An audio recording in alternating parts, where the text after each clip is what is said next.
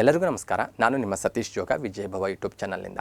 ಆತ್ಮೀಯ ಸ್ಪರ್ಧಾರ್ಥಿಗಳೇ, ನಿಮಗೆಲ್ಲರಿಗೂ ಗೊತ್ತಿರುವ ಹಾಗೆ ಪ್ರತಿಯೊಂದು ಕಾಂಪಿಟೇಟಿವ್ ಎಕ್ಸಾಮಲ್ಲಿ ಕಂಪ್ಯೂಟರ್ ಅವೇರ್ನೆಸ್ ಅನ್ನೋದು ಹೆಚ್ಚು ವಿಶೇಷವಾದಂಥ ಹೆಚ್ಚು ಇಂಪಾರ್ಟೆಂಟ್ ಆಗಿರುವಂಥ ಒಂದು ಸಬ್ಜೆಕ್ಟ್ ಆಗಿದೆ. ಕಾಮನ್ ಕಾಂಪಿಟೇಟಿವ್ ಎಕ್ಸಾಮಲ್ಲಿ ಕನಿಷ್ಠ 3ರಿಂದ 5 ಕ್ವಶನ್ಸ್ಗಳನ್ನು ನಾವು ಕಂಪ್ಯೂಟರ್ ಅವೇರ್ನೆಸ್ಗೆ ರಿಲೇಟೆಡ್ ಆಗಿ ಕೇಳೋದನ್ನು ನಾವು ಕಾಣ್ತೇವೆ. ಅದರಲ್ಲೂ ಗ್ರೂಪ್ ಸಿ ಅಂತ ಎಕ್ಸಾಮಲ್ಲಿ ಬಂದಾಗ ಸುಮಾರು 30 ಕ್ವಶನ್ಸ್ಗಳು ಕಂಪ್ಯೂಟರ್ ಅವೇರ್ನೆಸ್ಗೆ ರಿಲೇಟೆಡ್ ಆಗಿ ಕೇಳ್ತಾರೆ.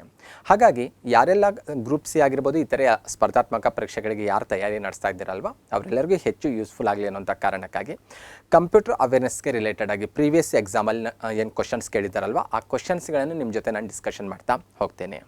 ಓಕೆ, ಮೊದಲನೇದಾಗಿ ಇಮೇಲ್ನಲ್ಲಿನ BCC ಅಂದರೆ ಏನು ಅಂತ ಕೇಳಿದ್ದಾರೆ. ಇಮೇಲ್ಗೆ ರಿಲೇಟೆಡ್ ಆಗಿ BCC ಅಂದರೆ ಏನಂತ ಅವರೇ ಕ್ವಶನಲ್ಲಿ ಕೊಟ್ಟಿದ್ದಾರೆ. BCC ಅನ್ನೋದು ಇಮೇಲ್ಗೆ ರಿಲೇಟೆಡ್ ಆಗಿರೋದಂತ ಗೊತ್ತಾಗ್ತದೆ ಕ್ವಶನ್ ನೋಡಿದ್ರೆ. ಈ BCCಯ ವಿಸ್ತೃತ ರೂಪವಾಗಿ ಕೇಳಿದ್ದಾರೆ. ಈ ಕ್ವಶನ್ 2019ರ ಗ್ರೂಪ್ ಸಿಯಲ್ಲಿ ಕೇಳಿರುವಂಥ ಕ್ವಶನ್ನು. ಗ್ರೂಪ್ ಸಿ ಗೊತ್ತು ನಿಮಗೆ, ಕ್ವಶನ್ ಪೇಪರ್ ಟಫ್ ಇರುತ್ತೆ ಅಂತ. ಆದರೆ ಕ್ವಶನ್ ಏನೋ ಅಷ್ಟು ಟಫ್ ಅಲ್ಲ. ಇದು ಯಾರೆಲ್ಲ ಪ್ರತಿನಿತ್ಯ ನೀವು ಇಮೇಲ್ ಯೂಸ್ ಮಾಡ್ತೀರೋ ಅವರೆಲ್ಲರಿಗೂ ಗೊತ್ತಿರುವಂಥ ಸಂಗತಿ ಆಗಿದೆ. ಅಥವಾ ನೀವು ಇಮೇಲ್ನಲ್ಲಿ BCC CC ಅನ್ನುವಂಥ 2 ಅಕ್ಷರಗಳನ್ನು ನೋಡಿರ್ತೀರಾ, ಅದಕ್ಕೆ ರಿಲೇಟೆಡಾಗಿ ಕೇಳಿರುವಂಥ ಕ್ವಶನ್ನು. ಆಪ್ಷನ್ಸ್ ನೋಡೋದಾದರೆ ಬ್ರಾಡ್ಕಾಸ್ಟ್ ಕಾರ್ಬನ್ ಕಾಪಿ ಅಂತ ಕೊಟ್ಟಿದ್ದಾರೆ, ಬ್ಲೈಂಡ್ ಕಾರ್ಬನ್ ಕಾಪಿ ಅಂತ ಕೊಟ್ಟಿದ್ದಾರೆ, ಬ್ಲ್ಯಾಕ್ ಕಾರ್ಬನ್ ಕಾಪಿ ಮತ್ತು ಬ್ಲ್ಯಾಂಕ್ ಕಾರ್ಬನ್ ಕಾಪಿ ಅಂತ ಕೊಟ್ಟಿದ್ದಾರೆ. ಇದರಲ್ಲಿ ಸರಿಯಾದ ಉತ್ತರ BCC ಅಂದರೆ ಬ್ಲೈಂಡ್ ಕಾರ್ಬನ್ ಕಾಪಿ ಅಂತ ಹೇಳ್ಬೋದು. ಓಕೆ, ಯಾರೆಲ್ಲ ಇಮೇಲ್ ಬಳಸ್ತಿರೋ ಅವರೆಲ್ಲರಿಗೂ ಗೊತ್ತಿರುತ್ತೆ. ಆದರೆ ಇದ್ರ ಬಗ್ಗೆ ಒಂದು ಸ್ವಲ್ಪ ಎಕ್ಸ್ಟ್ರಾ ಇನ್ಫಾರ್ಮೇಷನ್ ಗೊತ್ತಿರಬೇಕು. ಏನಿದ್ರ ವಿಶೇಷತೆ ಅನ್ನೋದು ನಮ್ಮಿಂದ ನಿರೀಕ್ಷೆ ಮಾಡ್ತಾರೆ ಮುಂಬರುವಂಥ ಎಕ್ಸಾಮಲ್ಲಿ. ಹಾಗಾಗಿ ನಿಮಗೆ BCC ಬಗ್ಗೆ ಒಂದು ಸ್ವಲ್ಪ ಎಕ್ಸ್ಟ್ರಾ ಇನ್ಫಾರ್ಮೇಷನ್ ಕ್ಲಿಯರ್ ಮಾಡುವಂಥ ಪ್ರಯತ್ನ ನಾನು ಮಾಡ್ತೀನಿ. ಫಸ್ಟ್ ಆಫ್ ಆಲ್ ನಾವು ಇಮೇಲ್ ಯಾರಿಗಾದರೂ ಕಳಿಸ್ಬೇಕಾದ್ರೆ ಫಸ್ಟ್ ಕಂಪೋಸ್ ಬಟನ್ ಮೇಲೆ ಕ್ಲಿಕ್ ಮಾಡಿದ್ರೆ ಇಂಥ ಒಂದು ವಿಂಡೋ ಓಪನ್ ಆಗುತ್ತೆ. ನಿಮಗೇನು ಸ್ಕ್ರೀನ್ ಮೇಲೆ ಕಾಣಿಸ್ತಾ ಇದೆಯಲ್ವ, ಇಂಥ ಒಂದು ವಿಂಡೋ ಓಪನ್ ಆಗುತ್ತೆ. ಇಲ್ಲಿ ನೀವು 2 ಸೆಕ್ಷನಲ್ಲಿ ಬಂದಾಗ ಅದ್ರ ಮುಂದುಗಡೆ ನೋಡಿದ್ರೆ ಕಾಣಿಸುತ್ತೆ ನಿಮಗೆ CC ಮತ್ತು BCC ಅಂತ ಕಾಣಿಸ್ತಾ ಇದೆ. ಇದಕ್ಕೆ ರಿಲೇಟೆಡಾಗಿ ಕೇಳಿರುವಂಥ ಕ್ವಶನ್ ಇದಾಗಿದೆ. ನೀವು ಈವನ್ ಲ್ಯಾಪ್ಟಾಪಲ್ಲಿ ಅಷ್ಟೇ ಅಲ್ಲ, ಅಥವಾ ಸಿಸ್ಟಮಲ್ಲ, ಮೊಬೈಲಲ್ಲಿ ಕೂಡ ನೀವು ಯಾರಿಗಾದರೂ ಮೇಲ್ ಕಳಿಸ್ಬೇಕಾದ್ರೆ ನೀವು ಕಂಪೋಸನ್ನು ಕ್ಲಿಕ್ ಮಾಡಿದ್ರೆ ಇಂಥ ವಿಂಡೋ ಓಪನ್ ಆಗುತ್ತೆ. ಅಲ್ಲಿ ಮುಂಭಾಗದಲ್ಲಿ 2ದಲ್ಲಿ ಬಂದಾಗ ಎಂಡಲ್ಲಿ ಬಂದಾಗ CC ಮತ್ತು BCC 2 ಅಕ್ಷರ 2 ಇದು ಕಾಣಿಸ್ತಾ ಇರ್ತವೆ. ಇಲ್ಲಿ CC ಅಂದರೆ ಕಾರ್ಬನ್ ಕಾಪಿ ಅಂತ ಅರ್ಥ, BCC ಅಂದರೆ ಬ್ಲೈಂಡ್ ಕಾರ್ಬನ್ ಕಾಪಿ ಅಂತ. ಆ ವಿಸ್ತೃತ ರೂಪ ಬಹಳ ಚೆನ್ನಾಗಿ ಗೊತ್ತಿರಬೇಕು. ಆ ವಿಸ್ತೃತ ರೂಪ ಗೊತ್ತಿದ್ರೆ ಇದರದ್ದು ವಿಶೇಷತೆ ಏನಿದೆ ಅನ್ನೋದು ಕೂಡ ನೀವು ಅರ್ಥ ಮಾಡ್ಕೊಳ್ಬೋದು. ಓಕೆ, ಯಾವ ರೀತಿ ಇದರ ವಿಶೇಷತೆ ಇರುತ್ತೆ ಮೇಲಲ್ಲಿ ಬಂದಾಗ ನೋಡ್ತಾ ಹೋದರೆ, ನಾವು ಯಾರಿಗಾದರೂ ಒಂದು ಮೇಲ್ ಕಳಿಸ್ಬೇಕಾದ್ರೆ 2ದಲ್ಲಿ ಏನು ಮಾಡ್ತೇವೆ, ಅವ್ರ ಮೇಲ್ ಐಡಿಯನ್ನು ಟೈಪ್ ಮಾಡ್ತೇವೆ, ಕೆಳಗಡೆ ಯಾವ ಫೈಲ್ ಕಳಿಸ್ಬೇಕೋ ಆ ಫೈಲನ್ನು ಅಟ್ಯಾಚ್ ಮಾಡ್ತೇವೆ. ಓಕೆ, ಈ ರೀತಿ ರೆಡಿ ಆಗುತ್ತೆ. ಎಂಡಲ್ಲಿ ಬಂದಾಗ ನಾವು ಸೆಂಡ್ ಅಂತ ಕ್ಲಿಕ್ ಮಾಡಿದ್ರೆ ಸಾಕು, ಅದು ಸಂಬಂಧಪಟ್ಟವ್ರಿಗೆ ಆ ಮೇಲ್ ಹೋಗಿಬಿಡುತ್ತೆ. ಓಕೆ, ಇನ್ ಕೇಸ್ ನಾವು ಕಂಪ್ನಿಯಲ್ಲಿ ಕೆಲಸ ಮಾಡೋಂಥ ಸಮಯದಲ್ಲಿ ನಮ್ಮ ಮೇಲಾಧಿಕಾರಿ ನಮಗೊಂದು ಆರ್ಡ್ರ್ ಮಾಡ್ತಾರೆ. ಯಾರೋ ಒಬ್ಬ ಪರ್ಟಿಕ್ಯುಲರ್ ಎಂಪ್ಲಾಯಿಗೆ ಯಾವುದೊಂದು ನೋಟಿಸ್ ಕೊಡಬೇಕು ಅಥವಾ ಯಾವುದೊಂದು ವಿಷಯ ಅವನಿಗೆ ಕಳಿಸ್ಬೇಕು, ಹಾಗಾಗಿ ಅವ್ರಿಗೆ ಮೇಲ್ ಮಾಡಿ ಅಂತ ಹೇಳ್ತಾರೆ. ನಾನು ಸಾಫ್ಟ್ ಕಾಪಿ ಏನು ಮಾಡ್ತೀನಿ, ಅಟ್ಯಾಚ್ ಮಾಡ್ತೀನಿ. ಅಟ್ಯಾಚ್ ಆಗಿದೆ ಇಲ್ಲಿ ಬಂದಾಗ ಮೇಲ್ಭಾಗದಲ್ಲಿ 2ದಲ್ಲಿ ಬಂದಾಗ ಯಾರು ಮೇನ್ ರಿಸೀವರ್ ಇದ್ದಾರಲ್ವ, ಯಾರ ಹೆಸರನ್ನು ಅವ್ರು ಸೂಚಿಸಿರ್ತಾರೋ ಅವ್ರ ಮೇಲ್ ಐಡಿಯನ್ನು ಟೈಪ್ ಮಾಡ್ತೀನಿ. ಅದರ ಜೊತೆಗೆ CC ಅನ್ನು ಕ್ಲಿಕ್ ಮಾಡಿದ್ರೆ ಆವಾಗ CCಯಲ್ಲಿ ಒಂದು ಓಪನ್ ಆಗುತ್ತೆ, ಒಂದು ಪ್ಲೇಸ್ ಓಪನ್ ಆಗುತ್ತೆ. ಅಲ್ಲಿ ನಾನು ಇನ್ನೂ ಕೆಲವೊಂದು ಇಮೇಲ್ ಐಡಿಯನ್ನು ಟೈಪ್ ಮಾಡ್ತಾ ಹೋಗಿದ್ದೀನಿ. ಇದು CCಯ ವಿಶೇಷತೆ. ಏನು CCಯ ವಿಶೇಷತೆ ಅಂದರೆ, ಮೇನ್ ರಿಸೀವರ್ಗೆ ಗೊತ್ತಾಗುತ್ತೆ ನನಗೆ ಕಳಿಸಿರುವಂತಹ ಅಟ್ಯಾಚ್ಡ್ ಫೈಲ್ ಏನಿದೆ ಅಲ್ವಾ, ಅಥವಾ ಕಾಪಿ ಏನಿದೆ ಅಲ್ವಾ, ಅದರ ಕಾರ್ಬನ್ ಕಾಪಿ ಇನ್ನೂ 3 ಅವರ ಮೇಲಾಧಿಕಾರಿ ಆಗಿದ್ದರೆ ಮೇಲಾಧಿಕಾರಿ ಆಗಿರ್ಬೋದು, ಅಥವಾ ಸಂಬಂಧಪಟ್ಟಂಥ ವ್ಯಕ್ತಿಗಳಾಗಿದ್ದರೆ ಅವರಿಗೂ ಕೂಡ ಇದು ಹೋಗಿದೆ ಅಂತ ಗೊತ್ತಾಗ್ಬಿಡುತ್ತೆ. ಅಂದರೆ ಮೇನ್ ರಿಸೀವರ್ ಆಗಿರುವಂತಹ 2ದಲ್ಲಿ ನಾನು ಯಾರು ಮೇಲ್ ID ಟೈಪ್ ಮಾಡಿರ್ತೀನೋ ಆತ ಮೇಲ್ ರಿಸೀವ್ ಮಾಡಿದ ತಕ್ಷಣಕ್ಕೆ ಅವ್ನಿಗೆ ಗೊತ್ತಾಗ್ಬಿಡುತ್ತೆ ಇದರ ಕಾರ್ಬನ್ ಕಾಪಿ ಯಾರಿಗೆ ಹೋಗಿದೆ ಅಂತ. ಹಾಗಾಗಿ CCಯಲ್ಲೇ ನೆನ್ಪಿಟ್ಕೋಬೋದು. CC ಅಂದರೆ ಕಾರ್ಬನ್ ಕಾಪಿ. ಕಾರ್ಬನ್ ಕಾಪಿ ಯಾರ್ಯಾರಿಗೆ ಹೋಗಿದೆ ಅಂತ ಅವ್ನು ಅರ್ಥ ಮಾಡ್ಕೊಳ್ಬೋದು. ಓಕೆನಾ. ಆದರೆ CCಯಲ್ಲಿರೋರು ಯಾರು ಕೂಡ ಮೇನ್ ರಿಸೀವರ್ ಆಗಿರೋದಿಲ್ಲ. ಮೇನ್ ರಿಸೀವರ್ 2ದಲ್ಲೇ ನಾವು ಟೈಪ್ ಮಾಡ್ತೇವೆ, ಅವರ ಕಾರ್ಬನ್ ಕಾಪಿ ಅವರಿಗೂ ಕೂಡ ಹೋಗಿದೆ ಅಂತ. ಈಗ ನಾವೇನು ಕಚೇರಿ ಕೆಲಸ ಮಾಡುವಾಗ ಪ್ರತಿಗಳಂತ ಹಾಕ್ತೇವಲ್ವ, ಆ ರೀತಿ ಇದ್ದಂಗೆ ಇದು ವರ್ಕ್ ಮಾಡ್ತಾ ಹೋಗುತ್ತೆ. ಇನ್ ಕೇಸ್ ಇದೇ 2ದಲ್ಲಿ ಬಂದಾಗ BCC ಅನ್ನೋದು ಕೂಡ ನಮ್ಗೆ ಕಾಣಿಸ್ತಾ ಇತ್ತು. ಇನ್ ಕೇಸ್ ನಾನು BCC ಅಂತ ಕ್ಲಿಕ್ ಮಾಡಿ ಅಲ್ಲಿ ಕೆಲವೊಬ್ಬ ವ್ಯಕ್ತಿಗಳ ಮೇಲ್ ಐಡಿಯನ್ನು ನಾನು ಟೈಪ್ ಮಾಡಿದಾಗ ಈ ಅಟ್ಯಾಚ್ಡ್ ಫೈಲ್ ಅವರಿಗೂ ಕೂಡ ಹೋಗುತ್ತೆ. ಮೇನ್ ರಿಸೀವರ್ ಆಗಿರುವಂಥ 2ದಲ್ಲಿರುವಂತಹ ಮೇಲ್ ID ಯಾವ್ದಿರುತ್ತೋ ಅವರಿಗೂ ಕೂಡ ಹೋಗುತ್ತೆ. ಆದರೆ CCಗೂ BCCಗೂ ಏನು ವ್ಯತ್ಯಾಸ ಅಂದರೆ, BCCಯಲ್ಲಿ ನಾನು ಯಾರ ಮೇಲ್ ID ಟೈಪ್ ಮಾಡಿದ್ದೀನಲ್ವ ಅವರ ಮೇಲ್ ID 2ದಲ್ಲಿರೋರಿಗೆ ಯಾರಿಗೂ ಕೂಡ ಗೊತ್ತಾಗೋದಿಲ್ಲ. ಅಂದರೆ ಇದು ಬ್ಲೈಂಡಾಗಿ ಕಾರ್ಬನ್ ಕಾಪಿ ಕಳಿಸೋದಂತ ಅರ್ಥ, ಹೆಸರಲ್ಲೇ ಗೊತ್ತಾಗುತ್ತೆ. CC ಅಂದರೆ ಕಾರ್ಬನ್ ಕಾಪಿ, ಯಾರ್ಯಾರಿಗೆ ಕಾರ್ಬನ್ ಕಾಪಿ ಹೋಗಿದೆ ಅಂತ ಮೇನ್ ರಿಸೀವರ್ ಅಲ್ಲಿ ನೋಡಿದ್ರೆ ಗೊತ್ತಾಗ್ಬಿಡುತ್ತೆ. ಅವನು ಮೇಲ್ ರಿಸೀವ್ ಮಾಡಿದ ತಕ್ಷಣಕ್ಕೆ ಅಲ್ಲಿ ಗೊತ್ತಾಗ್ಬಿಡುತ್ತೆ ಯಾರ್ಯಾರಿಗೆ ಈ ಕಾಪಿ ಹೋಗಿದೆ ಅಂತ. ಆದರೆ BCCಯಲ್ಲಿ ಏನಾದರೂ ನಾನು ನನ್ನ ಮೇಲಾಧಿಕಾರಿಗಳು ಅಥವಾ ಬೇರೆ ಯಾರೋ ಸಂಬಂಧಪಟ್ಟ ಅಧಿಕಾರಿಗಳ ಹೆಸರನ್ನು ನಾನು ಅಧಿಕಾರಿಗಳ ಮೇಲ್ ಐಡಿಯನ್ನು ಟೈಪ್ ಮಾಡಿ ಕಳಿಸಿದಾಗ ಮೇನ್ ರಿಸೀವರ್ಗೆ ಗೊತ್ತಾಗೋದಿಲ್ಲ. ಇಲ್ಲಿ BCCL ಸುಮಾರು 5 ಜನರ ಮೇಲ್ ಐ ಡಿ ಕಾಣಿಸ್ತಾ ಇದೆ ಅಲ್ವಾ, ಅವ್ರು ಯಾರಿಗೂ ಕೂಡ ಈ ಅಟ್ಯಾಚ್ಡ್ ಫೈಲ್ ಹೋಗಿದೆ ಅಂತ ಮೇನ್ ರಿಸೀವರ್ಗೆ ಗೊತ್ತಾಗೋದಿಲ್ಲ. ಇದೊಂದು ರೀತಿ ಬ್ಲೈಂಡಾಗಿ ಕಾರ್ಬನ್ ಕಾಪಿ ಕಳಿಸೋದಂತ ಹೇಳ್ಬೋದು. ಓಕೆ, ಇದಕ್ಕೆ ರಿಲೇಟೆಡಾಗಿ ಕೇಳಿರುವಂಥ ಒಂದು ಸಿಂಪಲ್ ಕ್ವಶನ್ ಇದಾಗಿತ್ತು. ಓಕೆ, ನೆಕ್ಸ್ಟ್ ಒನ್ ಬಂದಾಗ ಕೆಳಗಿನ ಯಾವುದು ಇನ್ಪುಟ್ ಸಾಧನ ಅಲ್ಲ ಅಂತ ಕೇಳ್ತಾ ಇದ್ದಾರೆ. ಯಾವುದು ಇನ್ಪುಟ್ ಡಿವೈಸ್ ಅಲ್ಲ ಅಂತ ಕೇಳ್ತಾ ಇದ್ದಾರೆ. ಅಲ್ಲಿ ಕೀಬೋರ್ಡ್ ಕೊಟ್ಟಿದ್ದಾರೆ, ಜಾಯ್ಸ್ಟಿಕ್ ಕೊಟ್ಟಿದ್ದಾರೆ, ಪ್ರಿಂಟರ್ಸು ಮತ್ತು ಸ್ಕ್ಯಾನರ್ ಅಂತ ಕೊಟ್ಟಿದ್ದಾರೆ. ಇದು ಪೊಲೀಸ್ ಎಕ್ಸಾಮಲ್ಲಿ ಕೇಳಿರುವಂಥ ಒಂದು ಕ್ವಶನ್ ಇದು. ಓಕೆ, ಈ ಕ್ವಶನ್ಗೆ ಆನ್ಸರ್ ಮಾಡಬೇಕಾದ್ರೆ ನಿಮಗೆ ಬೇಸಿಕ್ ಆಗಿ ಒಂದು ಸ್ವಲ್ಪ ಇನ್ಪುಟ್ ಡಿವೈಸ್ ಅಂದರೆ ಏನಂತ ಗೊತ್ತಾದರೆ ಸಾಕು, ನೀವು ಈಸಿಯಾಗಿ ಆನ್ಸರ್ ಮಾಡ್ಬೋದು. ಸೇಮ್ ಕ್ವಶನ್ ಗ್ರೂಪ್ ಸಿ 2019ರಲ್ಲೂ ರಿಪೀಟ್ ಆಗಿದೆ. ಇನ್ಪುಟ್ ಡಿವೈಸ್ಗೆ ಉದಾಹರಣೆ ಯಾವುದು ಅಂತ. ಓಕೆ, ನಿಮ್ಗೆ ಆಪ್ಷನ್ಸಲ್ಲಿ ಬಂದಾಗ ಸಣ್ಣ ಪುಟ್ಟ ವೇರಿಯೇಷನ್ ಇರುತ್ತೆ, ಸೇಮ್ ಆಪ್ಷನ್ಸ್ ಇಲ್ಲ. ಆದರೆ ಮೇನ್ ಕಂಟೆಂಟ್ ನಿಮ್ಮಿಂದ ಏನು ನಿರೀಕ್ಷೆ ಮಾಡ್ತಾ ಇದ್ದಾರಲ್ವ ಆ ಕಂಟೆಂಟ್ ಸೇಮ್ ಇದೆ. ಅಂದರೆ ಒಬ್ಬ ಕಾಂಪಿಟೇಟಿವ್ ಎಕ್ಸಾಮ್ ಬರೆಯುವಂಥ ಸ್ಪರ್ಧಾರ್ಥಿಗೆ ಇನ್ಪುಟ್ ಡಿವೈಸು, ಔಟ್ಪುಟ್ ಡಿವೈಸು ಇಂಥದ್ರ ಬಗ್ಗೆ ಮಾಹಿತಿ ಇರಲೇಬೇಕು. ಇಲ್ಲಿ ಸ್ಪೀಕರು, ಮೌಸು, ಮಾನಿಟರು, ಪ್ರಿಂಟರ್ ಅಂತ ಆಪ್ಷನ್ಸ್ ಕೊಟ್ಟಿದ್ದಾರೆ. ಹಾಗಾಗಿ ನೀವು ಇನ್ಪುಟ್ ಡಿವೈಸ್ ಅಂದರೆ ಏನು ಅಂತ ಕಂಟೆಂಟ್ ಇರುತ್ತಲ್ವ ಅದನ್ನು ಅರ್ಥ ಮಾಡಿಕೊಂಡ್ರೆ ಸಾಕು, ಇಂಥ ಕ್ವಶನ್ಸ್ಗೆ ಆನ್ಸರ್ ಮಾಡ್ಬೋದು. ಬೇಸಿಕ್ಲಿ ಇನ್ಪುಟ್ ಡಿವೈಸಸ್ ಅಂದರೆ ಏನು ಹೇಳ್ಬೋದು ಅಂದರೆ ಕಂಪ್ಯೂಟರ್ಗೆ ಕಚ್ಚಾ ದತ್ತಾಂಶಗಳನ್ನು ನೀಡಲಿಕ್ಕೆ ನಾವೇನು ಡಿವೈಸ್ಗಳು ಬಳಸ್ತೇವಲ್ವ ಆ ಎಲ್ಲ ಡಿವೈಸ್ಗಳಿಗೆ ನಾವು ಇನ್ಪುಟ್ ಡಿವೈಸ್ ಅಂತ ಹೇಳ್ಬೋದು. ಫಾರ್ ಎಕ್ಸಾಂಪಲ್, ನಾನು ಟೈಪ್ ಮಾಡಬೇಕಾಗಿದೆ ಯಾವುದೊಂದು ಕಂಟೆಂಟು. ಓಕೆ, ನಾನು ಕೀಬೋರ್ಡಿಂದ ಟೈಪ್ ಮಾಡ್ತಾ ಹೋಗ್ತೀನಿ. ಕೀಬೋರ್ಡ್ ಏನು ಮಾಡುತ್ತೆ, ಕಂಪ್ಯೂಟರ್ಗೆ ಒಂದು ದತ್ತಾಂಶ ಕೊಡ್ತಾ ಹೋಗುತ್ತೆ. ಅದು ಪ್ರೊಸೆಸ್ ಆಗಿ ನಂಗೆ ಮಾನಿಟರ್ ಮೇಲೆ ಕಾಣಿಸುತ್ತೆ, ಅದು ಪ್ರೊಸೆಸ್ ಆದ ನಂತರ. ಓಕೆನಾ? ಹಾಗಾಗಿ ಕೀಬೋರ್ಡ್ಗೆ ನಾನು ಇನ್ಪುಟ್ ಡಿವೈಸ್ ಅಂತ ಹೇಳ್ಬೋದು. ನಂಬರ್ಸ್ ಟೈಪ್ ಮಾಡಬೇಕು, ಅದಕ್ಕೂ ಕೂಡ ನಾನು ಕೀಬೋರ್ಡ್ ಯೂಸ್ ಮಾಡ್ತಾ ಹೋಗ್ತೀನಿ. ಟೆಕ್ಸ್ಟ್ ಟೈಪ್ ಮಾಡಬೇಕು, ಅದು ಆಗಿರ್ಬೋದು. ಅಥವಾ ನಾನು ಯಾವುದಾದ್ರೂ ವಿಷಯವನ್ನು ಸೆಲೆಕ್ಟ್ ಮಾಡ್ಕೊಳ್ಬೇಕು, ಅಥವಾ ಯಾವುದಾದ್ರೂ ಒಂದು ಕಂಟೆಂಟನ್ನು ಸೆಲೆಕ್ಟ್ ಮಾಡ್ಕೊಳ್ಬೇಕು ಸ್ಕ್ರೀನ್ ಮೇಲಿರೋದು, ಅದಕ್ಕೆ ನಾನು ಮೌಸ್ ಯೂಸ್ ಮಾಡ್ತೀನಿ. ಮೌಸ್ ಕೂಡ ಇನ್ಪುಟ್ ಡಿವೈಸ್ ಆಗುತ್ತೆ. ಈ ರೀತಿ ಕಂಪ್ಯೂಟರ್ಗೆ ಒಂದು ರೀತಿ ದತ್ತಾಂಶವನ್ನು ನೀಡಲಿಕ್ಕೆ ನಾವು ಯಾವೆಲ್ಲ ಡಿವೈಸ್ಗಳನ್ನು ಬಳಸ್ಕೊತೇವಲ್ವ ಆ ಎಲ್ಲ ಡಿವೈಸ್ಗಳಿಗೆ ಇನ್ಪುಟ್ ಡಿವೈಸ್ ಅಂತ ಹೇಳ್ಬೋದು. ಓಕೆ, ಇದಿಷ್ಟು ಬೇಸ್ ಮೇಲೆ ನೀವು ಆನ್ಸರ್ ಮಾಡ್ಬೋದು. ಈ ಕ್ವಶನ್ಗೆ ಸರಿಯಾದ ಉತ್ತರ ಪೊಲೀಸ್ ಎಕ್ಸಾಮಲ್ಲಿ ಕೇಳಿರುವಂಥ ಕ್ವಶನ್ ಏನಿತ್ತಲ್ವ ಇದಕ್ಕೆ ಪ್ರಿಂಟರ್ ಅಂತ ಹೇಳ್ಬೋದು.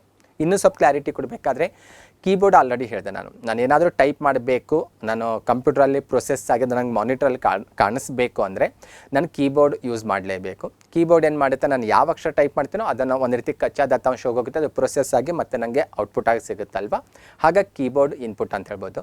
ಜಾಯ್ಸ್ಟಿಕ್ ಕೂಡ ಅಷ್ಟೇ, ಸುಮಾರು ಗೇಮ್ಸ್ಗಳನ್ನು ಆಡಬೇಕಾದ್ರೆ ನಮಗೆ ಜಾಯ್ಸ್ಟಿಕ್ ಬೇಕಾಗುತ್ತೆ. ಜಾಯ್ಸ್ಟಿಕ್ ಮೂಲಕ ನಾವೇನು ಮಾಡ್ಬೋದು, ನಿರ್ದೇಶನ ನೀಡ್ತಾ ಹೋಗ್ತೇವೆ ನಾವು ಯಾವ ರೀತಿ ಇದು ಮಾಡಬೇಕು, ಕಂಟ್ರೋಲ್ ಮಾಡಬೇಕು ಅಂತ. ಹಾಗಾಗಿ ಅದು ಕೂಡ ಇನ್ಪುಟ್ ಡಿವೈಸ್ ಆಗುತ್ತೆ. ಸ್ಕ್ಯಾನರ್ ಕೂಡ ಅಷ್ಟೇ, ಯಾವುದಾದ್ರೂ ಇಮೇಜನ್ನು ಸ್ಕ್ಯಾನ್ ಮಾಡಬೇಕಾದ್ರೆ ನಾವು ಕಂಪ್ಯೂಟ್ರಲ್ಲಿ ಅಪ್ಲೋಡ್ ಮಾಡಬೇಕಾದ್ರೆ ಸ್ಕ್ಯಾನರ್ ಕೂಡ ಏನು ಮಾಡುತ್ತೆ, ತಾನು ಸ್ಕ್ಯಾನ್ ಮಾಡ್ಕೊಂಡಿರುವಂಥ ಏನು ಫೋಟೋ ಇದೆ ಅಲ್ವಾ ಅದನ್ನು ಕಂಪ್ಯೂಟರ್ಗೆ ಕಳಿಸ್ತಾ ಹೋಗುತ್ತೆ, ಅದು ಕೂಡ ಇನ್ಪುಟ್ ಆಗುತ್ತೆ. ಆದರೆ ಪ್ರಿಂಟರ್ ಏನಿದೆ ಅಲ್ವಾ ಇದು ಔಟ್ಪುಟ್ ಡಿವೈಸ್ ಆಗುತ್ತೆ. ಪ್ರಿಂಟರ್ ಅಂದರೆ ನಾನು ಯಾವುದೊಂದು ಕಂಪ್ಯೂಟ್ರಲ್ಲಿರುವಂಥ ಫೋಟೋನು ಪ್ರಿಂಟ್ ತಗೋಬೇಕು. ಓಕೆ, ಕಂಪ್ಯೂಟ್ರಲ್ಲಿರುವಂಥ ಫೋಟೋ ಔಟ್ಪುಟ್ಟಾಗಿ ಹೊರಗಡೆ ಬರ್ತಾ ಇದೆ, ಯಾವುದ್ರ ಮೂಲಕ, ಪ್ರಿಂಟರ್ ಮೂಲಕ. ಹಾಗಾಗಿ ಪ್ರಿಂಟರ್ ಏನಾಗುತ್ತೆ, ಇದು ಔಟ್ಪುಟ್ ಡಿವೈಸ್ ಆಗುತ್ತೆ. ಹಾಗಾಗಿ ಯಾವುದು ಇನ್ಪುಟ್ ಸಾಧನ ಅಲ್ಲ ಅಂದರೆ ನಾವು ಪ್ರಿಂಟರ್ ಅಂತ ಹೇಳ್ಬೋದು. ಸೇಮ್ ಕ್ವಶನ್ ಆಲ್ರೆಡಿ ಹೇಳಿದೆ ನಾನು, ಗ್ರೂಪ್ ಸಿ ಅಲ್ಲಿ ಕೂಡ ಕೇಳಿದ್ರು. ಇಲ್ಲಿ ಸ್ಪೀಕರು, ಮೌಸು, ಮಾನಿಟರ್, ಪ್ರಿಂಟರ್ ಅಂತ ಕೊಟ್ಟಿದ್ರು. ಇದರಲ್ಲಿ ಯಾವುದು ಇನ್ಪುಟ್ ಡಿವೈಸ್ ಅಂತ ಕೇಳ್ತಾ ಇದ್ದಾರೆ. ಕ್ವಶನಲ್ಲಿ ಮಾತ್ರ ವ್ಯತ್ಯಾಸ ಇದೆ, ಆದರೆ ನಾಲೆಜ್ ಮಾತ್ರ ಸೇಮ್ ಚೆಕ್ ಮಾಡ್ತಾ ಇದ್ದಾರೆ. ಸ್ಪೀಕರ್ ಏನಿದೆ, ಸ್ಪೀಕರ್ ಔಟ್ಪುಟ್ ಡಿವೈಸ್. ನಾನು ಯಾವುದೊಂದು ಸಾಂಗ್ ಪ್ಲೇ ಮಾಡ್ತೀನಿ ಲ್ಯಾಪ್ಟಾಪಲ್ಲಿ, ಅದು ನನಗೆ ಔಟ್ಪುಟ್ಟಾಗಿ ನನಗೆ ಕೇಳಿಸೋದು ಸ್ಪೀಕರ್ ಮೂಲಕ ಕೇಳಿಸುತ್ತೆ. ಮಾನಿಟರ್ ಇದೆ, ನಾನೇನೋ ಟೈಪ್ ಮಾಡ್ತೀನಿ, ಟೈಪ್ ಮಾಡಿರುವಂಥ ಅಕ್ಷರ ನನಗೆ ಡಿಸ್ಪ್ಲೇ ಆಗೋದು ಮಾನಿಟರ್ ಮೂಲಕ ಆಗ್ತಾ ಹೋಗುತ್ತೆ. ಪ್ರಿಂಟರ್ ಆಲ್ರೆಡಿ ಪ್ರೀವಿಯಸ್ ಕ್ವಶನಲ್ಲಿ ಡಿಸ್ಕಷನ್ ಮಾಡಿದ್ದೇವೆ. ಹಾಗಾಗಿ ಇಲ್ಲಿ ಇನ್ಪುಟ್ ಡಿವೈಸ್ಗೆ ಮೌಸ್ ಉದಾಹರಣೆ ಆಗುತ್ತೆ.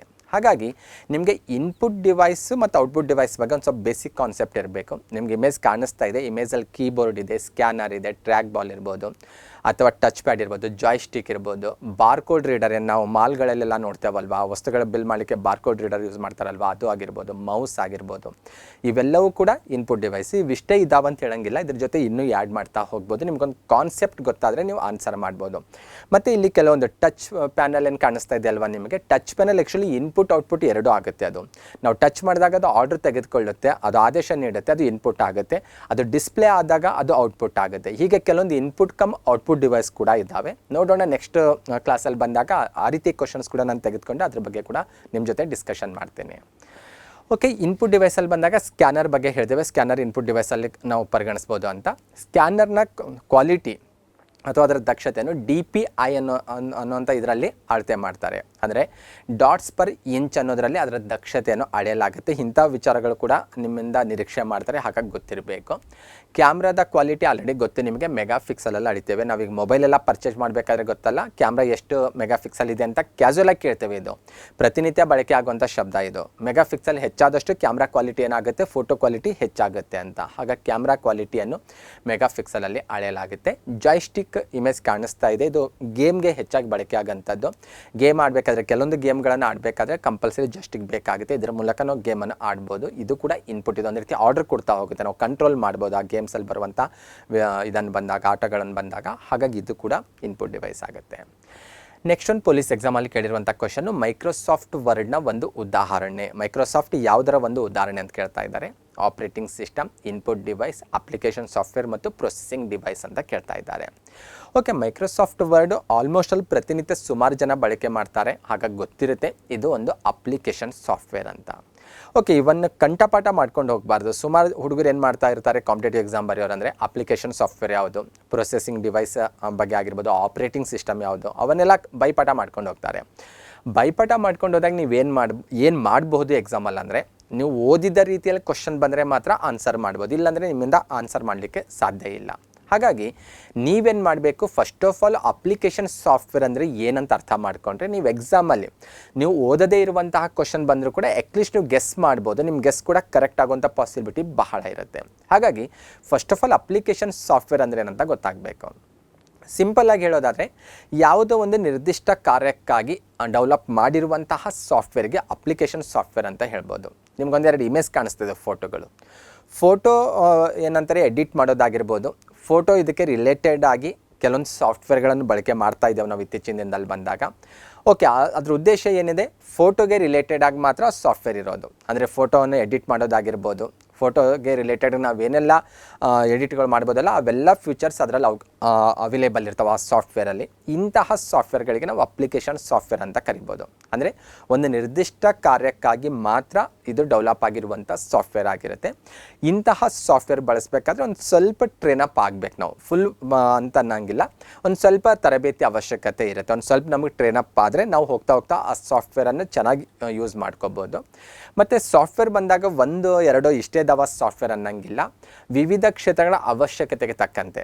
ಅಂದರೆ ಈಗೇನು 20ನೇ 22ನೇ ಶತಮಾನದಲ್ಲಿ ಏನೆಲ್ಲ ಬೆಳವಣಿಗೆಗಳಾಗ್ತಾ ಇದ್ದಾವಲ್ವ, ಬೇರೆ ಬೇರೆ ಏನು ಅವಶ್ಯಕತೆಗಳು ಬೇಕಾಗ್ತಾ ಇದ್ದಾವಲ್ಲ ನಮಗೆ, ಆ ಅವಶ್ಯಕತೆಗಳಿಗೆ ಅನುಗುಣವಾಗಿ ಅಪ್ಲಿಕೇಶನ್ ಸಾಫ್ಟ್ವೇರ್ಗಳೇನಾಗ್ತಾ ಇದ್ದಾವೆ, ಡೆವಲಪ್ ಆಗ್ತಾ ಹೋಗ್ತಾ ಇದ್ದಾವೆ. ಆದರೆ ಕಾಂಪಿಟೇಟಿವ್ ಎಕ್ಸಾಮ್ ಬರೆಯೋರಿಗೆ ಬಹಳ ಇಂಪಾರ್ಟೆಂಟಾಗಿ ಫೇಮಸ್ ಆಗಿರುವಂಥ ಕೆಲವೊಂದು ಅಪ್ಲಿಕೇಶನ್ ಸಾಫ್ಟ್ವೇರ್ಗಳ ಬಗ್ಗೆ ನಿಮಗೆ ಗೊತ್ತಿರಬೇಕು. ಓಕೆ, ಅದ್ರ ಬಗ್ಗೆ ನಿಮ್ಗೆ ಗೊತ್ತಿದ್ರೆ ಇಲ್ಲ ಅಂತ ಚೆಕ್ ಮಾಡ್ತಾರೆ. ಸುಮಾರು ಅಪ್ಲಿಕೇಶನ್ ಸಾಫ್ಟ್ವೇರ್ಗಳಿದ್ದಾವೆ. ನಾನು ಹೇಳ್ದಲ್ಲ, ನಮ್ಮ ಅವಶ್ಯಕತೆಗಳಿಗೆ ಅನುಗುಣವಾಗಿ ಬೇರೆ ಬೇರೆ ಅಪ್ಲಿಕೇಶನ್ ಸಾಫ್ಟ್ವೇರ್ಗಳು ಡೆವಲಪ್ ಆಗ್ತಾ ಇದ್ದಾವೆ. ಆದರೆ ನಮಗೆ ಎಕ್ಸಾಮಲ್ಲಿ ಕೇಳೋದು ಬಹಳ ಇಂಪಾರ್ಟೆಂಟ್ ಆಗಿರುವಂಥ ಅಥವಾ ಬಹಳ ಫೇಮಸ್ ಆಗಿರುವಂಥ ಅಪ್ಲಿಕೇಶನ್ ಸಾಫ್ಟ್ವೇರ್ ಬಗ್ಗೆ ಕೇಳ್ತಾ ಹೋಗ್ತಾರೆ. ಸ್ಪೆಷಲಿ ಮೈಕ್ರೋಸಾಫ್ಟ್ ಆಫೀಸ್ ಹೆಚ್ಚು ಇಂಪಾರ್ಟೆಂಟ್ ಆಗಿರುವಂಥ ಒಂದು ಅಪ್ಲಿಕೇಶನ್ ಸಾಫ್ಟ್ವೇರ್ ಇದು. ಇಲ್ಲ ಆಲ್ರೆಡಿ ಡೆಫಿನೇಷನಲ್ಲಿತ್ತು. ಏನಿತ್ತು ಡೆಫಿನೇಷನ್ನು, ಒಂದು ನಿರ್ದಿಷ್ಟ ಕಾರ್ಯಕ್ಕಾಗಿ ಸಿದ್ಧಪಡಿಸಿರುವಂತಹ ಸಾಫ್ಟ್ವೇರ್ಗೆ ನಾವು ಅಪ್ಲಿಕೇಶನ್ ಸಾಫ್ಟ್ವೇರ್ ಅಂತ ಕರಿತೇವೆ. ಅದೇ ಏನೋ ಲೈನ್ ಇದೆ ಅಲ್ವಾ, ಅಥವಾ ಅದೇನು ವರ್ಡ್ಸ್ ಕಾಣಿಸ್ತಾ ಇದ್ದಾವಲ್ವ, ಅದನ್ನೊಂದು ಸ್ವಲ್ಪ ನಾವು ಮೈಕ್ರೋಸಾಫ್ಟ್ ಆಫೀಸ್ಗೆ ಅಪ್ಲೈ ಮಾಡಿ ನೋಡಿದ್ರೆ ನಿಮ್ಗೆ ಅಪ್ಲಿಕೇಶನ್ ಸಾಫ್ಟ್ವೇರ್ ಅಂದರೆ ಏನು ಅಂತ ಗೊತ್ತಾಗ್ಬಿಡುತ್ತೆ. ಮೈಕ್ರೋಸಾಫ್ಟ್ ಆಫೀಸ್ ಏನಿದೆ ಅಲ್ವಾ, ಪ್ಯೂರ್ಲಿ ಇದು ಒಂದು ಆಫೀಸ್ನಲ್ಲಿ ಏನೆಲ್ಲ ಕೆಲಸಗಳು ನಡೀತಾ ಇರ್ತಾವಲ್ವ ಅದಕ್ಕಾಗಿ ಡೆವಲಪ್ ಮಾಡಿರುವಂಥ ಒಂದು ಸಾಫ್ಟ್ವೇರ್ ಇದು. ಫಾರ್ ಎಕ್ಸಾಂಪಲ್ ಟೈಪ್ ಮಾಡಬೇಕಾ, ಅದಕ್ಕೆ ಇದರಲ್ಲಿ MS ವರ್ಡ್ ಅಂತಿದೆ, ಆಲ್ರೆಡಿ ಕೆಳಗಡೆ ಕಾಣಿಸ್ತಾ ಇದೆ ನಿಮಗೆ. ಇಲ್ಲಿ ಬಂದಾಗ ಇಲ್ಲೇನು ಕಾಣಿಸ್ತಾ ಇದೆ ಅಲ್ವಾ, ಇವೆಲ್ಲವೂ ಕೂಡ ಒಂದು ಕಚೇರಿ ಅಥವಾ ಒಂದು ಆಫೀಸ್ನ ಕೆಲಸಕ್ಕೆ ಬಳಕೆ ಆಗುವಂತಹ ವಿಷಯಗಳು. ಓಕೆ, ಇವೆಲ್ಲವನ್ನು ಸೇರಿಸಿ ಈ ಮೈಕ್ರೋಸಾಫ್ಟ್ ಆಫೀಸ್ ಅನ್ನುವಂಥ ಸಾಫ್ಟ್ವೇರ್ ಇರೋದು. ಒಂದು ಆಫೀಸನ್ನು ಮ್ಯಾನೇಜ್ ಮಾಡೋಕ್ಕೆ ನಮಗೆ ಏನೆಲ್ಲ ಬೇಕಲ್ವ ಅವೆಲ್ಲವೂ ಕೂಡ ಈ ಅಪ್ಲಿಕೇಶನ್ ಸಾಫ್ಟ್ವೇರಲ್ಲಿದ್ದಾವೆ. ಇಲ್ಲಿ MS ವರ್ಡ್ ಇದೆ, ನಾವು ಲೆಕ್ಕಾಚಾರ ಮಾಡಬೇಕು, ಈಗ ಸ್ಯಾಲ್ರಿ ಕೊಡಬೇಕು. ಓಕೆ, ಸ್ಯಾಲ್ರಿ ಅದರಲ್ಲಿ ಲೆಕ್ಕ ಮಾಡಬೇಕು, ನಾವು ಈಗ ಎಕ್ಸೆಲಲ್ಲಿ ಮಾಡ್ಬೋದು, MS ಎಕ್ಸೆಲ್ ಅಂತ ಹೇಳ್ತೇವಲ್ವ ನಾವು, ಅದರಲ್ಲಿ ಮಾಡ್ಬೋದು. ಅಥವಾ ನಾವು DA ಕೊಡಬೇಕು, ಅಥವಾ ಮಂತ್ಲಿ ನಮ್ಮ ಟ್ರಾನ್ಸಾಕ್ಷನ್ ಎಷ್ಟಿದೆ ಅದ್ರ ಲೆಕ್ಕ ಇಡಬೇಕು, ಅದೆಲ್ಲವನ್ನು ಕೂಡ ನಾವು MS ಎಕ್ಸೆಲಲ್ಲಿ ಮಾಡ್ಬೋದು.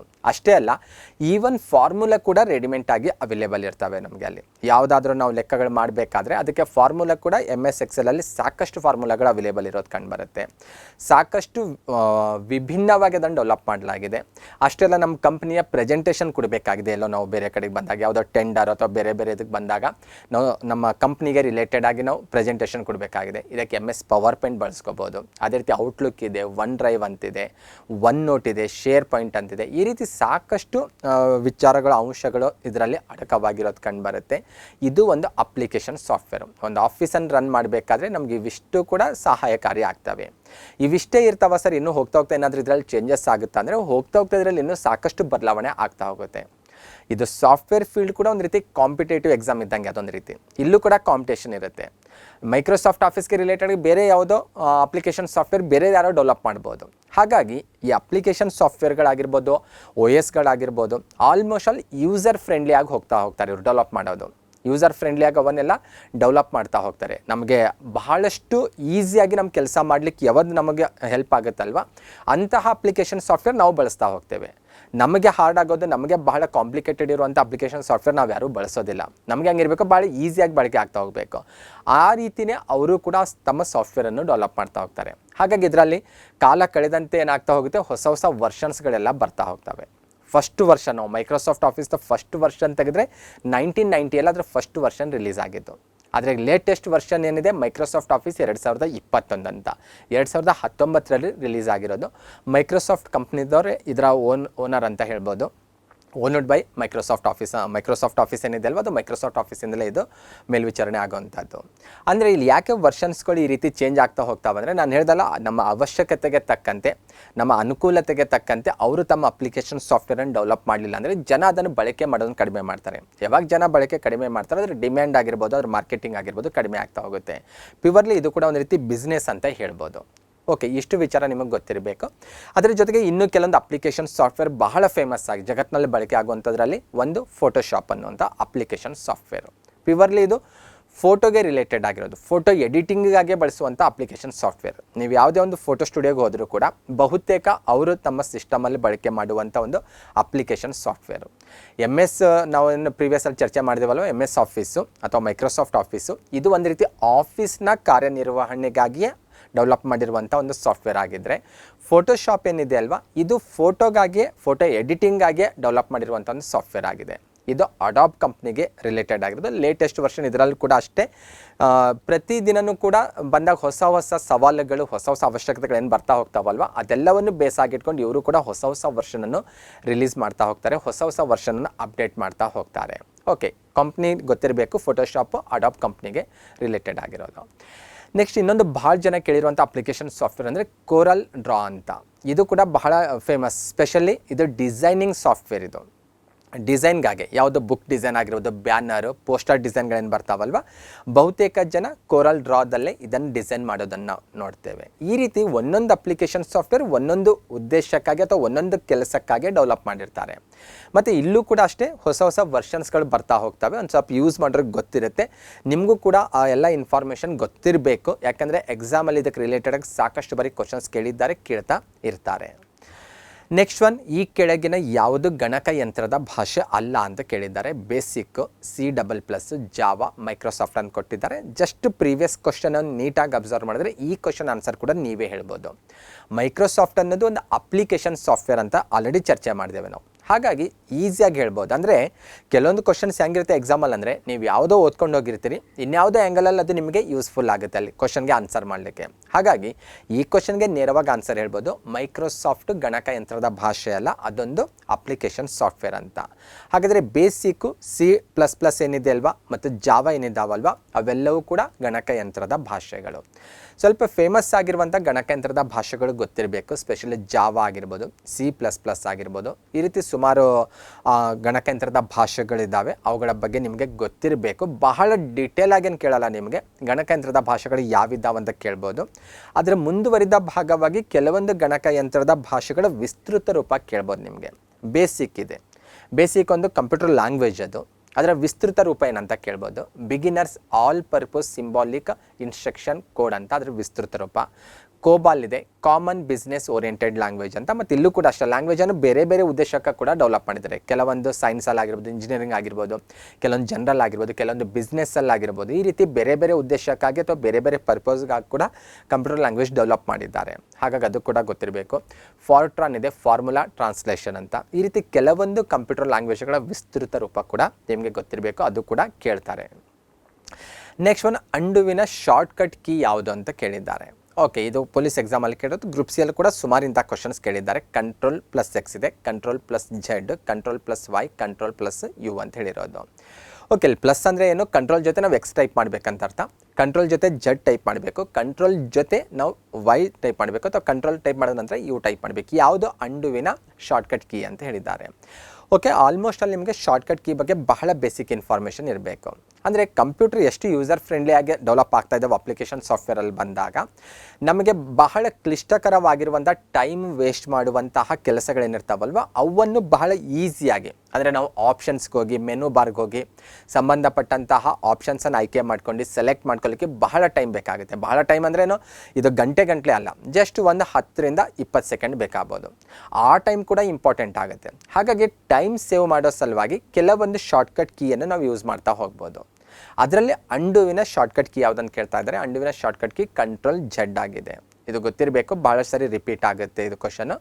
Ctrl+Y reed. ಇದು ಫಾರ್ ಎಕ್ಸಾಂಪಲ್ ಅಂಡು ಅಂದರೆ ಏನಂದರೆ, ನಾನೇನೋ ಟೈಪ್ ಮಾಡ್ತಾ ಹೋಗ್ತೀನಿ, ಯಾವುದೋ ಒಂದು ಸೆಲೆಕ್ಟ್ ಮಾಡ್ಕೊಳ್ತೀನಿ, ನಾನು ಯಾವುದೋ ಟೆಕ್ಸ್ಟ್ ಸೆಲೆಕ್ಟ್ ಮಾಡ್ಕೊಳ್ತೀನಿ, ಬೈ ಮಿಸ್ ಆಗೋದು ಡಿಲೀಟ್ ಆಗಿಬಿಡುತ್ತೆ. ಅಲ್ಲಿ ನಾನು ಟೈಪ್ ಮಾಡ್ತಾ ಇರೋ ಸಮಯದಲ್ಲಿ ಯಾವುದೋ ಒಂದು ಕಡೆ ತಾಗಿ ಏನಾಗುತ್ತೆ, ಅದು ಡಿಲೀಟ್ ಆಗಿಬಿಡುತ್ತೆ. ಡಿಲೀಟ್ ಆಗಿರೋದು ಮತ್ತೆ ಟೈಪ್ ಮಾಡ್ಕೊಂಡು ಬರೋ ಅವಶ್ಯಕತೆ ಇಲ್ಲ, ಜಸ್ಟ್ ನಾನು Ctrl+Z ಹೊಡೆದ್ರೆ ಸಾಕು, ಡಿಲೀಟ್ ಆಗಿರೋದು ಮತ್ತೆ ಬಂದುಬಿಡುತ್ತೆ. ಇದು ಅಂಡು ಅನ್ನಂಗೆ. ನಿಮ್ಮ ಮೊಬೈಲಲ್ಲೂ ಬರುತ್ತೆ ನೋಡಿ, ನೀವು ಯಾವುದಾದ್ರೂ ಮೇಲದು ಹೋದಾಗ ಅಂಡು ಅಂತ ಬರುತ್ತೆ. ನೀವು ಸೆಂಡ್ ಮಾಡಿದ ತಕ್ಷಣಕ್ಕೆ ಅಂಡು ಅಂತ ಬರುತ್ತೆ. ಅಂಡು ಅಂದ್ರೇನು, ನೀವು ಕಳಿಸಿರೋದು ಮತ್ತೆ ವಾಪಸ್ ಬರುತ್ತೆ ಅಂತಂದಪ್ಲೆ, ಅದು ಕಳಿಸೋದಿಲ್ಲ, ಅಲ್ಲಿಗೆ ಸ್ಟಾಪ್ ಆಗುತ್ತೆ ಅಥವಾ ರಿಟರ್ನ್ ಬರುತ್ತೆ ಅಂತ ಹೇಳ್ಬೋದು. ಈ ರೀತಿ ಅಂಡು ಬಗ್ಗೆ ಕೇಳಿದ್ದಾರೆ. Ctrl+Y ಇದಕ್ಕೆ ಅಪೋಸಿಟ್ ರೀಡು ಅದು. ಓಕೆ, ಅದು ಕೂಡ ಗೊತ್ತಿರಬೇಕು.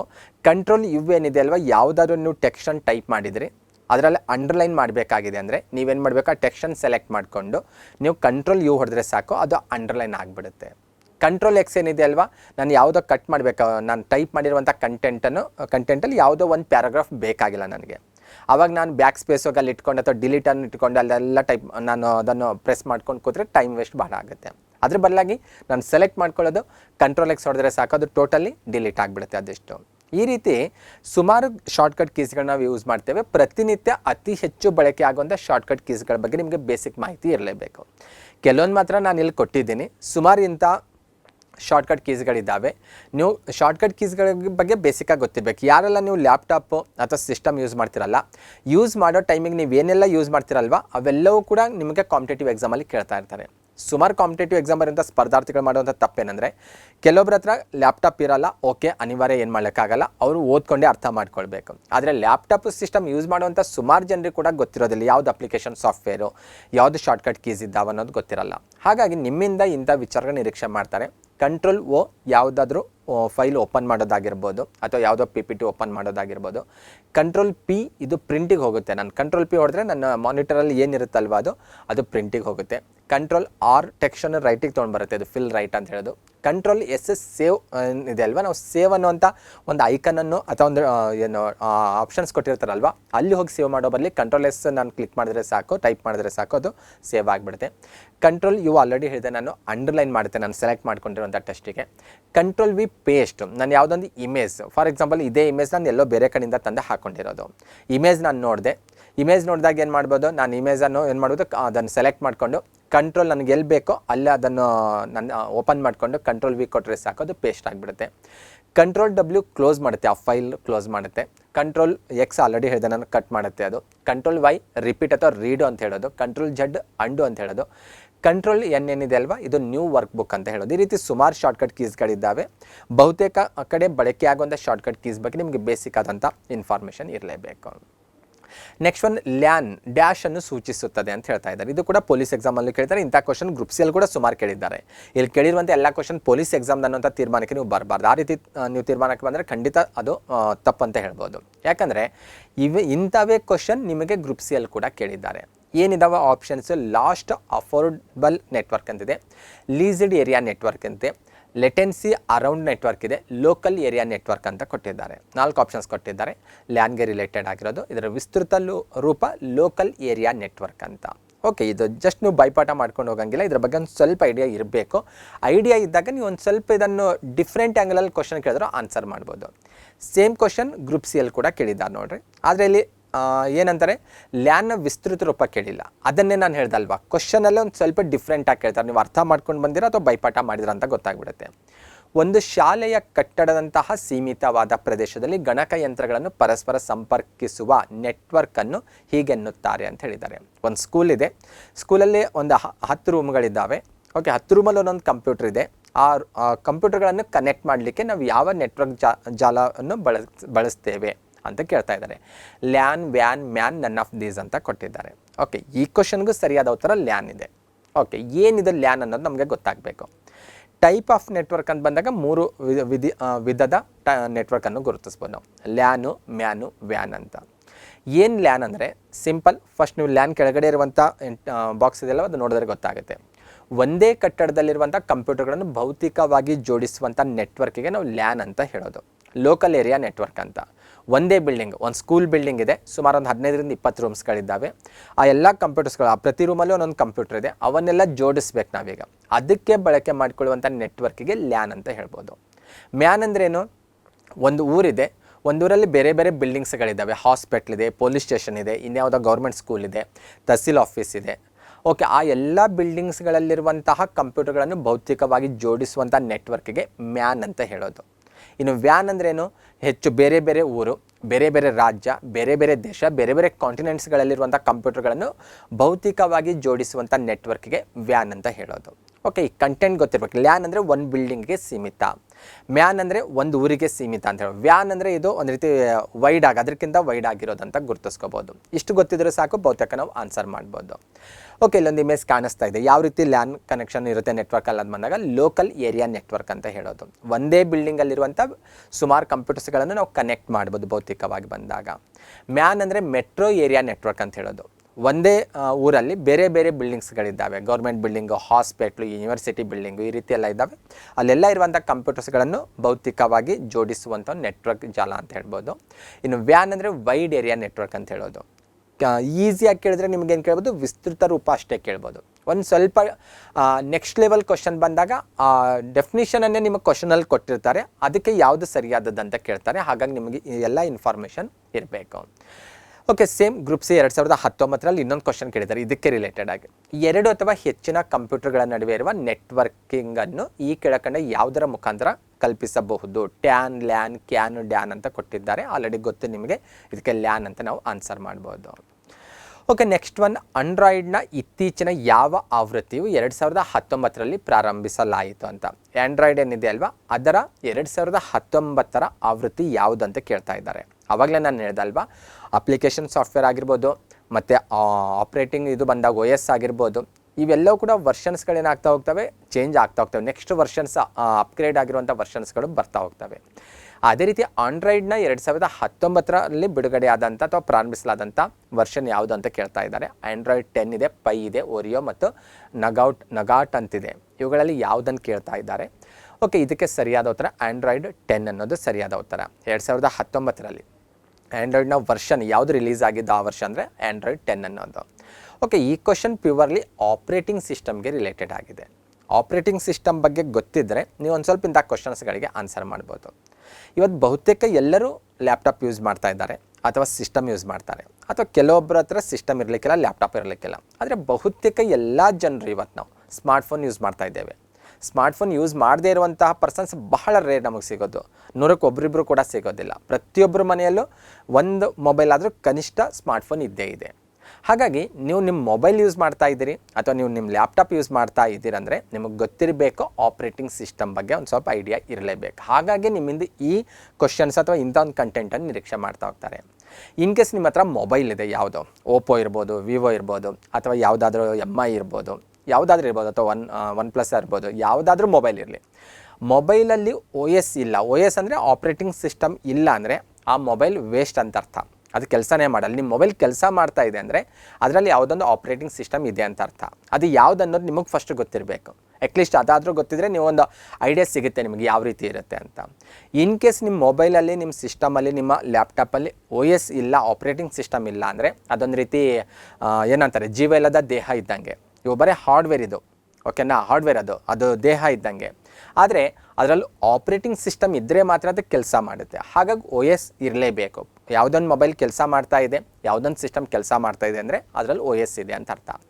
ಅದ್ರ ಬಗ್ಗೆ ಕೇಳಿರುವಂಥ ಕ್ವಶನು, ಸ್ಪೆಷಲಿ ಆ್ಯಂಡ್ರಾಯ್ಡ್ಗೆ ರಿಲೇಟೆಡಾಗಿ ಕೇಳಿರುವಂಥ ಕ್ವಶನ್ನು. ಆ್ಯಂಡ್ರಾಯ್ಡ್ ಪ್ಯೂರ್ಲಿ ಬಹುತೇಕ ಜನರಿಗೆ ಗೊತ್ತಿರುತ್ತೆ, ಇದು ಮೊಬೈಲ್ ಆಪ್ರೇಟಿಂಗ್ ಸಿಸ್ಟಮ್. ಬಹುತೇಕ ಜನರ ಮೊಬೈಲ್ನಲ್ಲಿ ಆ್ಯಂಡ್ರಾಯ್ಡ್ ಇರುತ್ತೆ. ಇದು ಆಪ್ರೇಟಿಂಗ್ ಸಿಸ್ಟಮ್. ಇದು ಅಪ್ಲಿಕೇಶನ್ ಸಾಫ್ಟ್ವೇರ್ ಅಲ್ಲ, ಇದು ಆಪ್ರೇಟಿಂಗ್ ಸಿಸ್ಟಮ್. ಇದು OS ಅಂತ ಕರೆಯೋದು. ಜಗತ್ತಿನ ಬಹುತೇಕ ಮೊಬೈಲ್ಗಳಲ್ಲಿ ಆ್ಯಂಡ್ರಾಯ್ಡ್ ವರ್ಷನ್ ಅಥವಾ ಆ್ಯಂಡ್ರಾಯ್ಡ್ ಆಪ್ರೇಟಿಂಗ್ ಸಿಸ್ಟಮ್ ಇರೋದು ಕಂಡುಬರುತ್ತೆ. ಹಾಗಾಗಿ ಸುಮಾರು ಕಡೆ ಬಳಕೆ ಆಗ್ತಾ ಇರುತ್ತೆ. ಆ್ಯಂಡ್ರಾಯ್ಡ್ ಫೋನ್ ಅಂತಲೇ ಹೇಳ್ತೇವೆ ನಾವು. ಕಂಪ್ನಿ ಯಾವುದ್ಯಾವುದೋ ಬೇರೆ ಬೇರೆ ಕಂಪ್ನಿ ಇರುತ್ತೆ, ಆದರೆ ಒಳಗಡೆ ಇರುವಂತಹ ಆಪ್ರೇಟಿಂಗ್ ಸಿಸ್ಟಮ್ ಏನಿದೆ ಅಲ್ವಾ, ಅದು ಆ್ಯಂಡ್ರಾಯ್ಡ್ ಆಪ್ರೇಟಿಂಗ್ ಸಿಸ್ಟಮ್. ಸ್ಪೆಷಲಿ ಮೊಬೈಲ್ಸ್ಗಳಲ್ಲಿ, ಟ್ಯಾಬ್ಗಳಲ್ಲಿ ಅತಿ ಹೆಚ್ಚು ಬಳಕೆ ಆಗ್ತಾ ಇರುವಂಥ ಒಂದು ಆಪ್ರೇಟಿಂಗ್ ಸಿಸ್ಟಮ್ ಇದಾಗಿದೆ.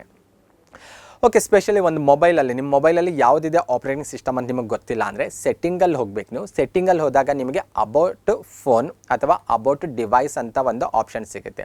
ಅಲ್ಲಿ ಹೋದಾಗ ನಿಮಗೆ ಕೆಳಗಡೆ ಬಂದರೆ ಇಲ್ಲಿ ಸಿಗುತ್ತೆ ಆ್ಯಂಡ್ರಾಯ್ಡ್ ವರ್ಷನ್ 13 ಅಂತಿದೆ ನೋಡ್ರಿ ಇಲ್ಲಿ. ಓಕೆ, ಆ್ಯಂಡ್ರಾಯ್ಡ್ ಅನ್ನೋದು ಕಾಣಿಸ್ತಾ ಇದೆ ನಿಮಗೆ ಇಲ್ಲಿ.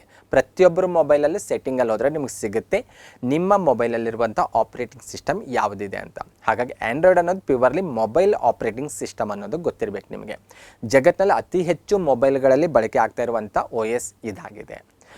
ಓಕೆ, ಆಲ್ರೆಡಿ ಕ್ವಶನ್ಸ್ಗೆ ಬರೋಣ. ಕ್ವಶನಲ್ಲಿ ಕೇಳ್ತಾ ಇದ್ದಾರೆ 2019ರಲ್ಲಿ ಆ್ಯಂಡ್ರಾಯ್ಡ್ನ ಯಾವ ವರ್ಷನ್ ರಿಲೀಸ್ ಆಗಿತ್ತು ಅಂತ ಕೇಳ್ತಾ ಇದ್ದಾರೆ.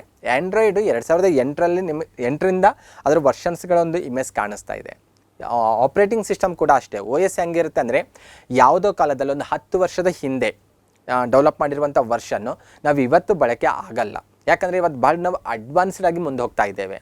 ನಮ್ಮ ಅವಶ್ಯಕತೆಗಳ ಅನುಗುಣವಾಗಿ ಆಪ್ರೇಟಿಂಗ್ ಸಿಸ್ಟಮ್ ಕೂಡ ಅದೇನಾಗಬೇಕು, ಅಪ್ಗ್ರೇಡ್ ಆಗಬೇಕು. ಇಲ್ಲಾಂದರೆ ಜನ ಯಾರು ಆ OS ಇರುವಂಥ ಮೊಬೈಲನ್ನು ಬಳಕೆ ಮಾಡೋದಿಲ್ಲ. ಹಾಗಾಗಿ ಈ ಅಪ್ಲಿಕೇಶನ್ ಸಾಫ್ಟ್ವೇರ್ ಆಗಿರ್ಬೋದು ಮತ್ತು ಆಪ್ರೇಟಿಂಗ್ ಸಿಸ್ಟಮ್ ಆಗಿರ್ಬೋದು, ಇಂಥವೆಲ್ಲ ಡೆವಲಪ್ ಮಾಡೋರು ಕೂಡ ಅವರು ನಮ್ಮ ಜೊತೆ ಓಡ್ತಾ ಇರಬೇಕು. ಅವರು ಅಥವಾ ನಮಗಿಂತ ಮುಂದೆ ವಿಚಾರ ಮಾಡ್ತಾ ಹೋಗಬೇಕು, ಜನರಿಗೆ ಯಾವ ರೀತಿ ನಾವು ಯೂಸರ್ ಫ್ರೆಂಡ್ಲಿ ಆಗಿ ನಾವು ಮೊಬೈಲಲ್ಲಿ ನಾವು OS ಆಗಿ ವರ್ಕ್ ಮಾಡಬೇಕಂತ. ಹಾಗಾಗಿ ಆಂಡ್ರಾಯ್ಡ್ ಕೂಡ ಏನಾಗ್ತಾ ಇದೆ, ವರ್ಷನ್ಸ್ಗಳು ಕೂಡ ಅಪ್ಗ್ರೇಡ್ ಅಥವಾ ನೆಕ್ಸ್ಟ್ ವರ್ಷನ್ಸ್ಗಳು ಡೆವಲಪ್ ಆಗಿರೋದು ಕಂಡುಬರುತ್ತೆ. 2019 ಕೇಳಿದ್ರು, ಅದಕ್ಕೆ ಆನ್ಸರ್ ಇಲ್ಲಿ ಕಾಣಿಸ್ತಾ ಇದೆ ನಿಮಗೆ ಆ್ಯಂಡ್ರಾಯ್ಡ್ 10. ಕೆಳಗಡೆ ವರ್ಷ ಕೂಡ ಕಾಣಿಸ್ತಾ ಇದೆ ನಿಮಗೆ 2019 ಅಂತ. ಸುಮಾರು ವರ್ಷನ್ಸ್ಗಳು ಕಾಣಿಸ್ತಾ ಇದ್ದಾವೆ. ಬಹುತೇಕ ವರ್ಷನ್ಸ್ಗಳು ನೋಡಿದ್ರೆ ಅಲ್ಲಿ A ಇದೆ, C ಇಂದ ಕಪ್ ಕೇಕ್ ಇದೆ. ಆ ವರ್ಷನ್ಸ್ಗಳಿಗೆ ನೇಮ್ ಕೂಡ ಕೊಟ್ಟಿದ್ರು ಅವರು. ಆ್ಯಕ್ಚುಲಿ ಎಲ್ಲಿವರೆಗೂ P ಬಂದಾಗ C D E F ಎಲ್ಲನೂ ಅಲ್ಫಾಬೆಟಿಕ್ ಆಗಿ ಅವ್ರು ತಮ್ಮ ವರ್ಷನ್ಸ್ಗಳಿಗೆ ನೇಮ್ ಕೊಟ್ಟಿರೋದು ಕಂಡುಬರುತ್ತೆ. ಆದರೆ ಆ್ಯಂಡ್ರಾಯ್ಡ್ 10ಇಂದ ಯಾವುದೇ ನೇಮ್ ಕೊಟ್ಟಿಲ್ಲ. ಆ್ಯಂಡ್ರಾಯ್ಡ್ 10 ಆಯ್ತು 19ರಲ್ಲಿ ಬಂದಾಗ. 2020ರಲ್ಲಿ ಬಂದಾಗ ಆ್ಯಂಡ್ರಾಯ್ಡ್ 11 ಇತ್ತು. ಮತ್ತು 2021ರಲ್ಲಿ ಬಂದಾಗ ಆ್ಯಂಡ್ರಾಯ್ಡ್ 12 ಆ ವರ್ಷನ್ ಬಂದಿರೋದು ಕಂಡುಬರುತ್ತೆ. ಇನ್ನು ಲೇಟೆಸ್ಟ್ ವರ್ಷನ್ ಅಂದರೆ ಆ್ಯಂಡ್ರಾಯ್ಡ್ 13. ಬಹುತೇಕ ನಿಮ್ಮ ಮೊಬೈಲಲ್ಲಿ ಏನಾದರೂ ಆ್ಯಂಡ್ರಾಯ್ಡ್ ಇದ್ದರೆ ಬಹುತೇಕ ಅದೇ ಆ್ಯಂಡ್ರಾಯ್ಡ್ 13 ಇರುತ್ತೆ. ಮತ್ತು ಕೆಲವೊಂದು ಮೊಬೈಲ್ಗಳಲ್ಲಿ ಹೆಂಗಿರುತ್ತೆ ಅಂದರೆ ಆ್ಯಂಡ್ರಾಯ್ಡ್ ವರ್ಷನ್ ಅಪ್ಗ್ರೇಡ್ ಆಗುವಂಥ ತನ್ನಷ್ಟು ತಾನೇ ಅಪ್ಗ್ರೇಡ್ ಕೂಡ ಆಗ್ತಾ ಇರುತ್ತೆ. ಆ ರೀತಿ ಕೂಡ ಅವೈಲೇಬಲ್ ಇರುತ್ತೆ. ಆ ರೀತಿ ಕೂಡ OS ಸಾಫ್ಟ್ವೇರ್ ಡೆವಲಪ್ ಮಾಡಿರ್ತಾರೆ. ಈ ರೀತಿ ನಿಮ್ಮ ಮೊಬೈಲ್ಗೆ ರಿಲೇಟೆಡ್ ಆಗಿ ಕೇಳಿರುವಂಥ ಕ್ವಶನ್ ಇದಾಗಿದೆ. ಇನ್ನೂ ಕೆಲವೊಂದು ಕಡೆಗೆ ನಮಗೆ iOS ಅಂತ ಕೂಡ ಕಂಡುಬರುತ್ತೆ. ಇದು ಕೂಡ ಒಂದು operating system.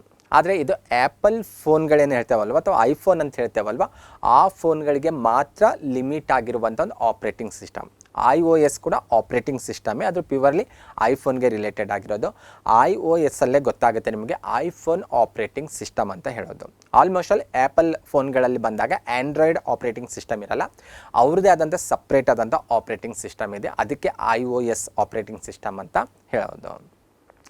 Okay, latest version iOS ಅಲ್ಲಿ ಬಂದಾಗ 17 ಲೇಟೆಸ್ಟ್ ವರ್ಷನ್ ಆಗಿದೆ. ಇದು ಕೂಡ ಒಂದು ಸ್ವಲ್ಪ ಗೊತ್ತಿರಬೇಕು ನಿಮಗೆ. ಓಕೆ, ನೆಕ್ಸ್ಟ್ ಕ್ವಶನ್ ನೋಡೋದಾದರೆ 1024 ಕಿಲೋಬೈಟ್ಗಳು ಇದಕ್ಕೆ ಸಮನಾಗಿರುತ್ತವೆ ಅಂತ ಕೊಟ್ಟಿದ್ದಾರೆ.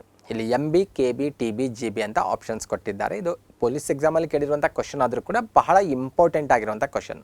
ಆಲ್ಮೋಸ್ಟ್ ಅಲ್ಲಿ ಬಹಳಷ್ಟು ಎಕ್ಸಾಮಲ್ಲಿ ರಿಪೀಟ್ ಆಗ್ತಾ ಇರುತ್ತೆ.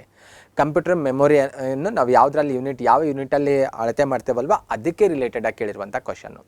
ಭಾಳಷ್ಟು ಜನರಿಗೆ ಗೊತ್ತಿರುತ್ತೆ ಈ ಕ್ವಶನ್ಗೆ ಆನ್ಸರ್. ಬಿಕಾಸ್ ಯಾಕಂದರೆ ಪ್ರತಿದಿನ ನಾವು ನಮ್ಮ ಡೈಲಿ ಲೈಫಲ್ಲಿ ಮೊಬೈಲ್ಸಲ್ಲಿ ಬಂದಾಗ ಯಾವುದಾದ್ರೂ ಇಮೇಜ್ಗಳು ಅಥವಾ ವೀಡಿಯೋಸ್ಗಳು ಕಳಿಸೋ ಸಮಯದಲ್ಲಿ ನಾವು ಈ ಸಿಂಪಲಾಗಿ ಕೇಳ್ತೇವೆ ಏನಂತ, ಎಷ್ಟು KB ಇದೆ ಅಥವಾ ಎಷ್ಟು MB ಇದೆ, ಎಷ್ಟು GB ಇದೆ ಅಂತ ಕೇಳ್ತೇವೆ.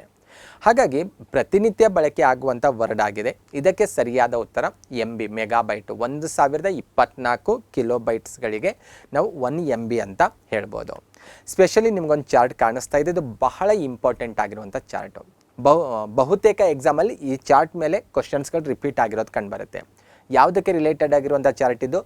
Measuring units of computer memory. Computer ಮೆಮೊರಿಯನ್ನು ನಾವು ಮೇಜರ್ ಮಾಡಲಿಕ್ಕೆ ಬಳಕೆ ಮಾಡುವಂಥ ಯೂನಿಟ್ಸ್ಗಳನ್ನು ಲಿಸ್ಟ್ ಮಾಡಿಕೊಟ್ಟಿದ್ದೇವೆ. 1 ಬಿಟ್ ಅಂತ ಹೇಳೋದು. 1 ಬಿಟ್ ಅಂದರೆ 1 ಬೈನರಿ ಡಿಜಿಟ್. ಬೈನರಿ ನಂಬರ್ಸ್ ಗೊತ್ತಿರುತ್ತೆ ನಿಮಗೆ, 0 ಮತ್ತು 1 ಇವು ಬೈನರಿ ನಂಬರ್ಸ್ಗಳು. 1 ಬಿಟ್ ಅಂದರೆ 1 ಬೈನರಿ ಡಿಜಿಟ್. 1 ಬೈನರಿ ಡಿಜಿಟ್ ಅಂದರೆ ಅದು 0 ಅಥವಾ 1 ಅಂತ ಹೇಳೋದು. ಇಂಥ 4 ಬಿಟ್ಸ್ ಸೇರಿದ್ರೆ ಅದಕ್ಕೆ 1 ನಿಬ್ಬಲ್ ಅಂತ ಹೇಳ್ತೇವೆ ಅಥವಾ ಹಾಫ್ ಬೈಟ್ ಅಂತ ಹೇಳ್ತೇವೆ.